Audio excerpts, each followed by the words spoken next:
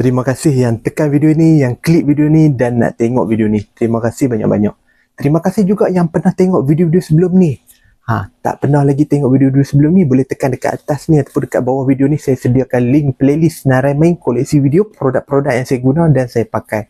Bolehlah nak tengok tu kan.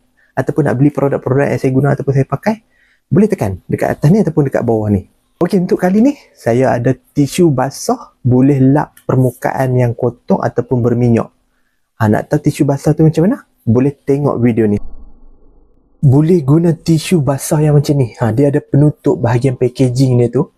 Okey, tisu ni memang basah. Bila kita pegang tu memang basah. Dia juga ada bawang lemon tau. Wangi lah. Sebab dia ada bawang lemon tu kan. Memang sesuai lah untuk lap apa-apa permukaan tu. Macam saya nak lap kain alas meja yang macam ni.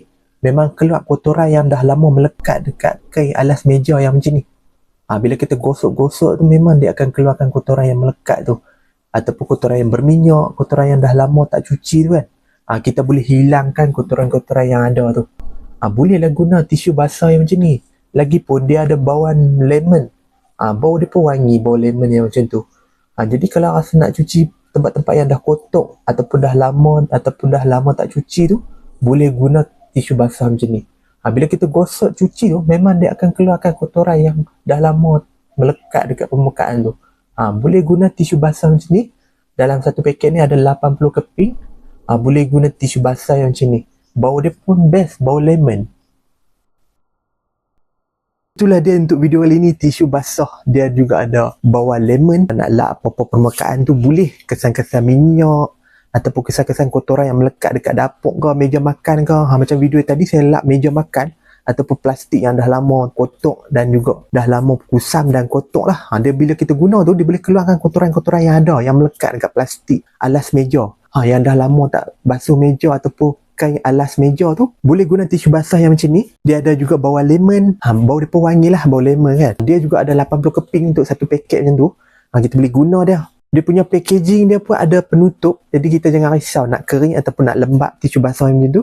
Jadi kalau kita tak mau pakai, kita boleh tutup dia. Okey, untuk kali ni saya pakai baju kemeja lengan panjang. Warna baju kemeja ni boleh pilih tau. Saiz pun boleh pilih. Untuk yang saya ada ni, saya warna merah lah. Dia kemeja lengan panjang. Dia ada butan bahagian tengah ni dan juga ada collar. Okay, untuk mikrofon yang saya pakai ni, mikrofon tanpa wire. Saya cuma klip je dekat saya punya baju ke ataupun dekat cap ke, dekat mana-mana kita boleh klip. Dia ada jenis klip. Okay, ni bekas simpanan dia. Dia ada sekali dengan receiver yang saya pakai, yang cucuk dekat saya punya smartphone kamera ni. Nak cah mikrofon ni, kita boleh guna USB Type-C. Depan ni dia ada paras bateri ataupun bateri level dia lah. Jadi kita boleh tahu lah berapa paras bateri yang ada lagi ni. Mudah kita nak guna. Kita nak letak dalam poket ataupun kita nak masuk dalam beg lah. Mudah. Nak beli tisu basah yang macam ni, yang ada bawang lemon, boleh hilangkan kotoran.